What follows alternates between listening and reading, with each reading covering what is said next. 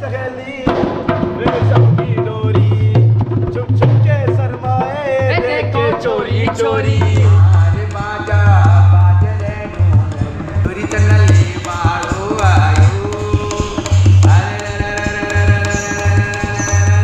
नमस्कार, मैं अविनाश कुमार आप सभी का स्वागत करता हूं यूट्यूब चैनल पॉकेट न्यूज 24 में।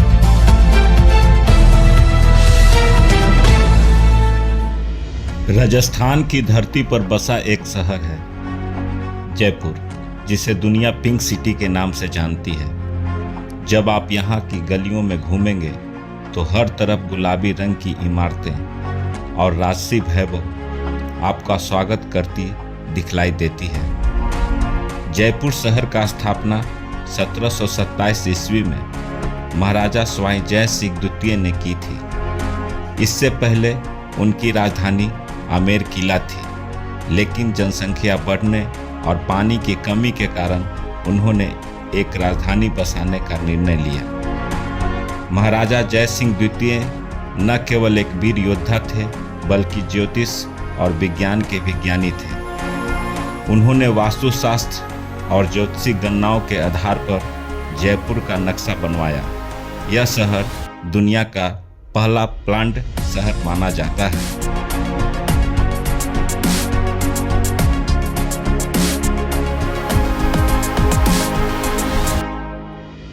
आज जयपुर न केवल राजस्थान की राजधानी है, बल्कि यह भारत का सांस्कृतिक और पर्यटन केंद्र भी है।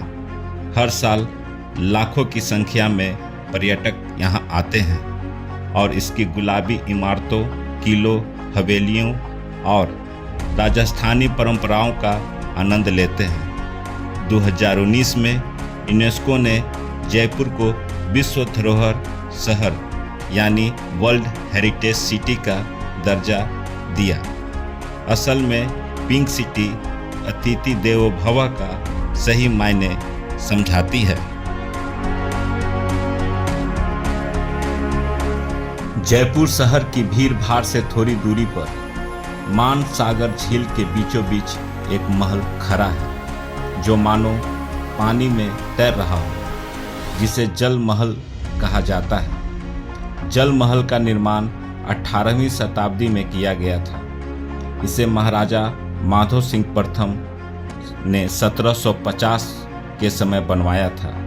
मूल रूप से इस महल में वहाँ के राजा और उनके साथी शिकार के लिए आया करते थे। लाल बलुआ पत्थर से बने इस महल में राजस्थानी एवं मुगल स्थापत्य कला का अद्भुत मेल दिखने को मिलता है। जल महल की सुंदरता के कारण इसे राजस्थान का वेनिस भी कहा जाता है। उस समय के राजा गर्मियों के मौसम में यहाँ विश्राम करने जाते थे। यहाँ पर्यटक झील किनारे टहलते हैं, तस्वीरें खिंचवाते हैं और बोटिंग का आनंद लेते हैं।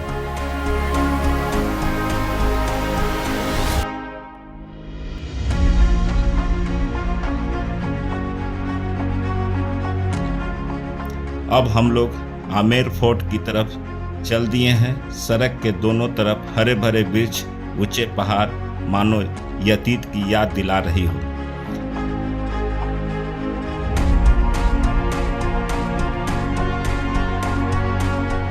आमेर फोर्ट से 5-6 किलोमीटर पहले एक प्रवेश द्वार है। प्रवेश द्वार में प्रवेश करने के बाद अरावली पर्वतमाला की श्रृंखला शुरू हो जाती है।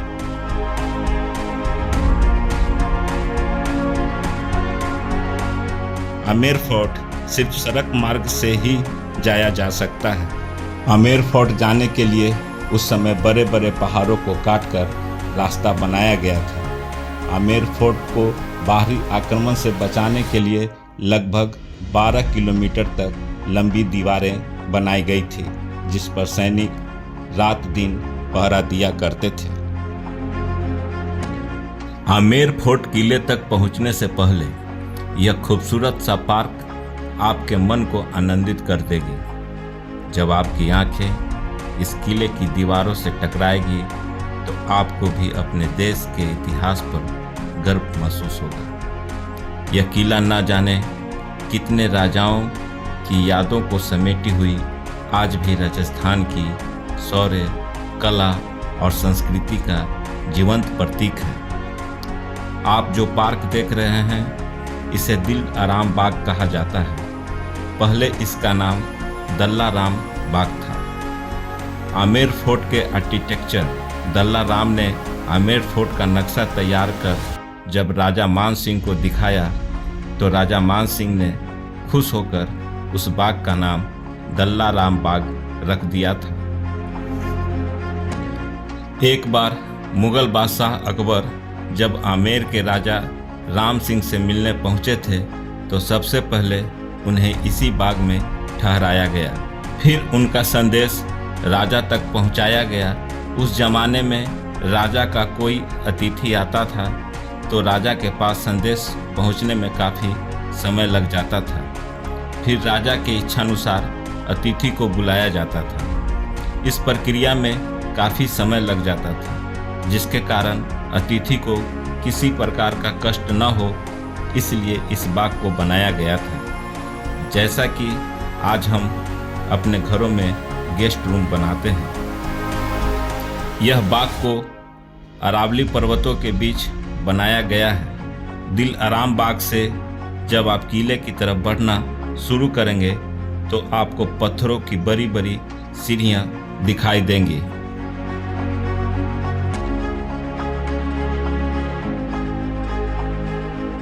आमेर के किले से आप जयगढ़ फोर्ट को भी देख सकते हैं। जयगढ़ फोर्ट को भी पहाड़ के बीचों बीच बनाया गया है। जयगढ़ फोर्ट राजा के सैनिकों का आवास हुआ करता था। उस जमाने में जयगढ़ फोर्ट पहुंचने के लिए किले में बने गुप्त सुरंग या पहाड़ों को काटकर बनाया गया 1.5 किलोमीटर का रास्ता तय करना पड़ता था। किले के बाहर ये झील देख रहे हैं, यह यहाँ रहने वाले लोगों को स्नान करने के लिए बनाए गए थे। अब मैं किले के एंट्री पॉइंट के पास पहुँच गया हूँ। यहाँ से एक बार हम आपको दिल आराम बाग, जयगढ़ फोर्ट और झील का नज़ारा दिखला रहा हूँ। ये नज़ारा देखने के बाद आपको महसूस होगा कि प्रकृति के गोद में बसा ये किला को कितनी शिद्दत से बनाई गई होगी।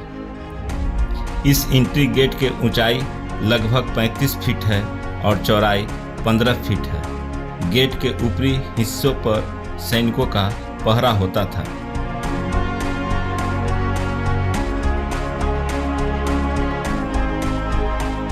यहाँ से जब आप किले की तरफ बढ़ना शुरू करेंगे तो आपको पत्थरों की बड़ी बड़ी सीढ़ियों पर चढ़कर जाना होगा।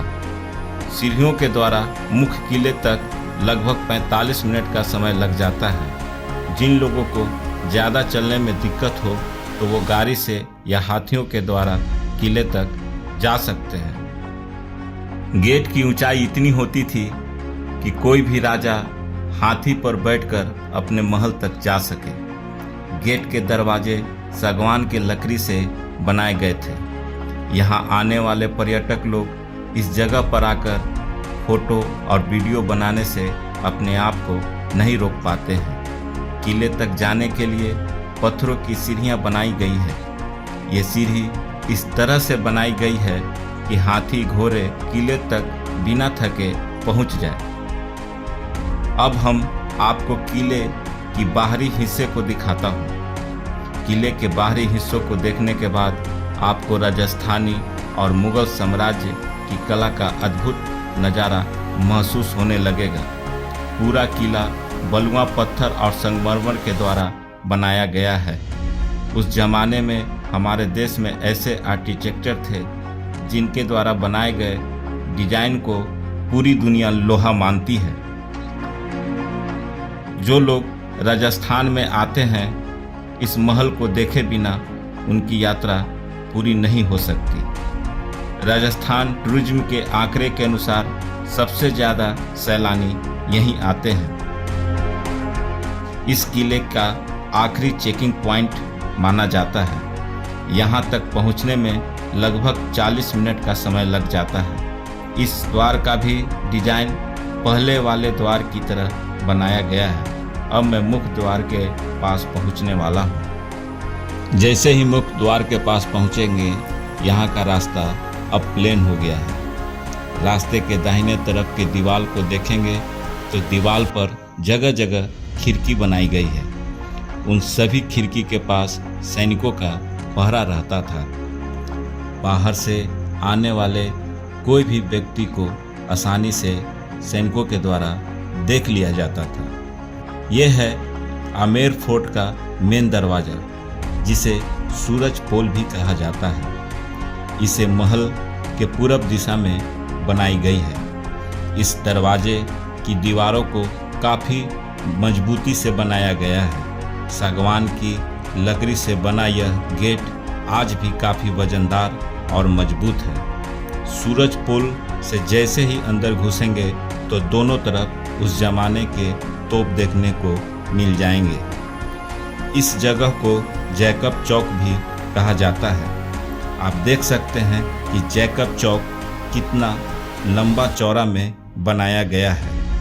किले में जाने से पहले सैलानी लोग यहाँ पहले विश्राम करते हैं। यहाँ सालों भर सैलानियों की भीड़ देखने को मिल जाएगी। आप यहाँ सुबह 9 बजे से लेकर शाम 5 बजे तक घूम सकते हैं। जैकब चौक के ठीक सामने यानी सूरज पोल के सामने जो भवन दिखाई दे रहा है, यहाँ पर राजस्थान टूरिज्म के तरफ से कुछ एडवाइजरी जारी की गई है। बोर्ड में लिखा गया है कि आमेर से जयगढ़ का रोमांचक सफ़र गोल्फ कोर्ट में 15 मिनट में जयगढ़ किले तक जाने के बारे में बताया गया है। वहाँ होटल एवं टिकट काउंटर उपलब्ध है। आप कुछ खाने पीने की चीज़ें यहाँ से ले सकते हैं। यहाँ पर स्टूडेंट लोग को 50% टिकट पर छूट मिल जाती है।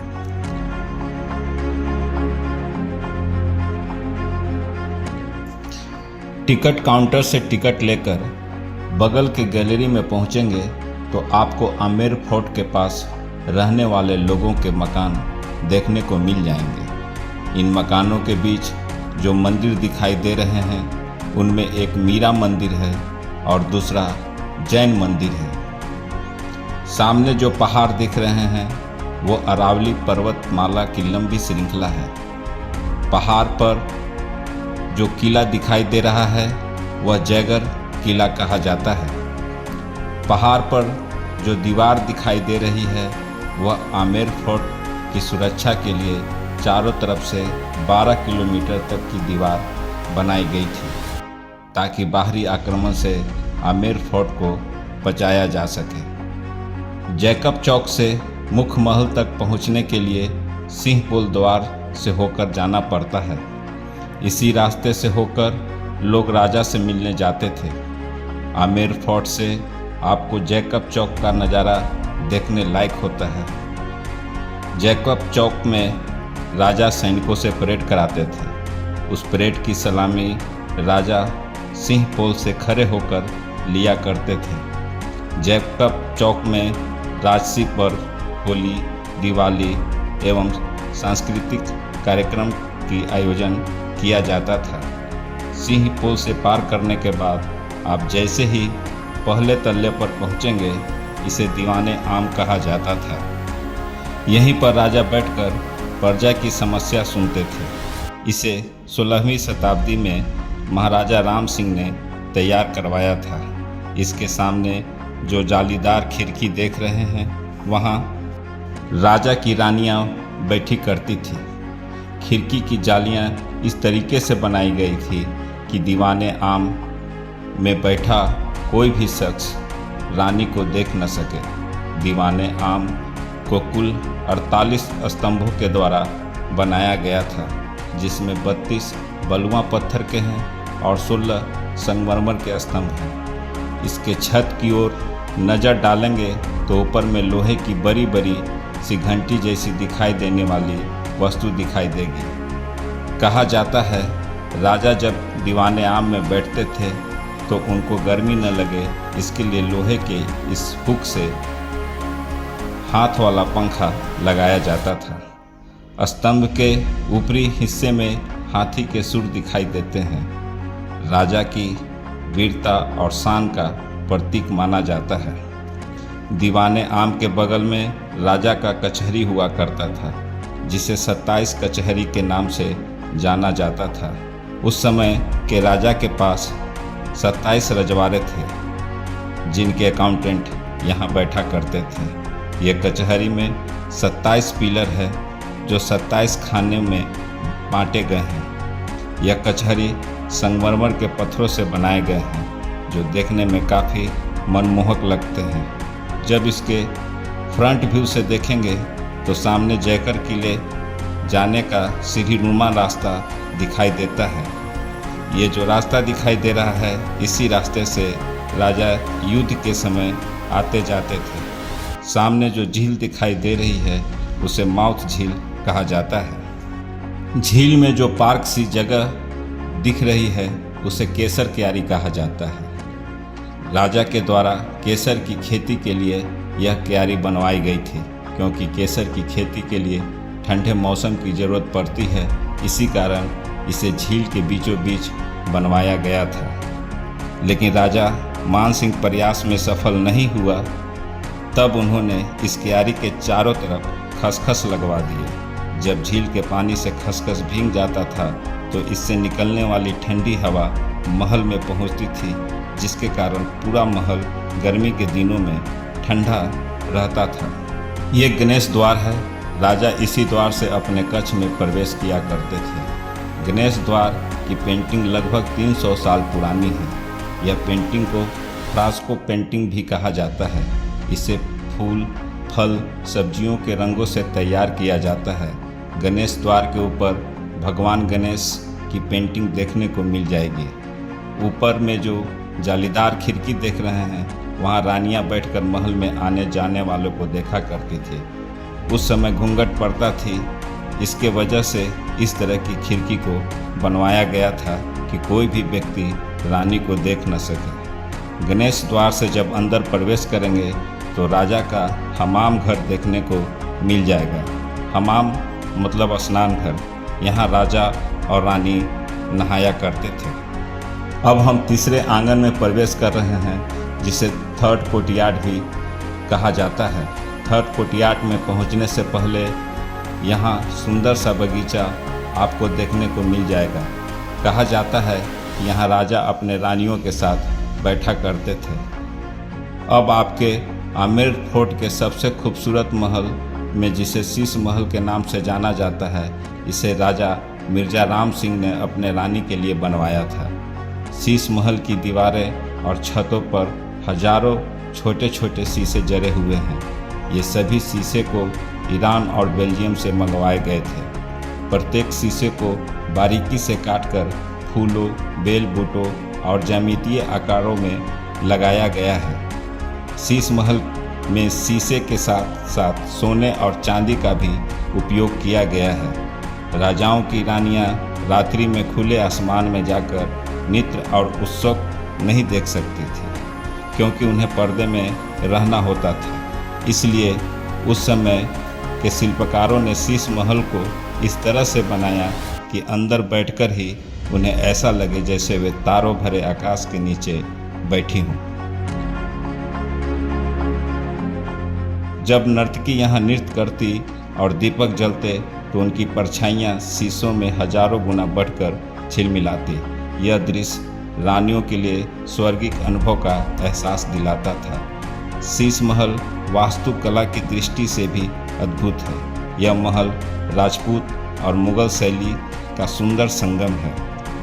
महल की छतें मेहराबदार हैं। शीश महल केवल एक इमारत नहीं, बल्कि सपनों और रोशनी का महल है। यह हमें बताता है कि हमारे पूर्वजों की कला कितनी सूक्ष्म और अद्भुत थी, जहाँ एक दीपक भी आसमान के सितारों जैसा चमक पैदा कर देती थी। शीश महल के बगल में दीवाने खास नाम का एक शानदार हॉल बनाया गया है, जो बलुआ पत्थर और संगमरमर से बनाया गया है। इसकी दीवारों पर नक्काशी और फारसी शिलालेख मिल जाते हैं। यहाँ राजा अपने सेनापतियों से युद्ध नीति पर चर्चा करते थे। राज्य के सभी गुप्त फैसले यहीं लिए जाते थे। यहाँ दरबारियों और राजपूतों को गोपनीय आदेश दिए जाते थे। दीवाने खास में केवल चुनिंदा लोगों को ही बुलाया जाता था।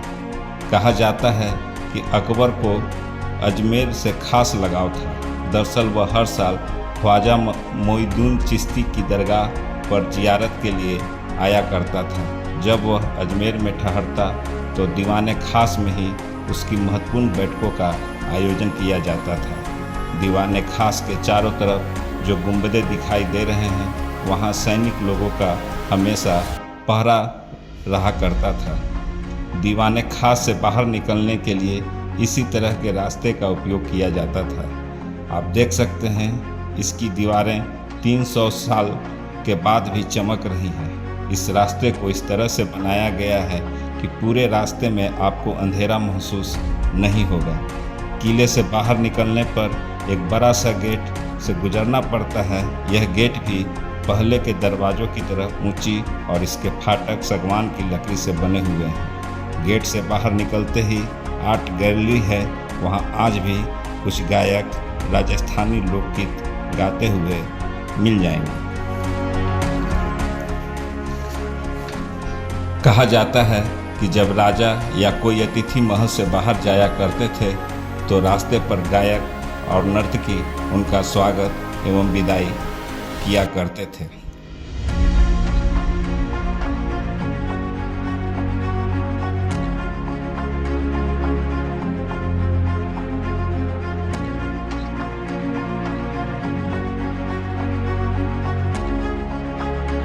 अब आज का वीडियो हम यहीं ख़त्म करते हैं। अगर आपको हमारा ये ब्लॉग अच्छा लगे तो लाइक सब्सक्राइब करना ना भूलें।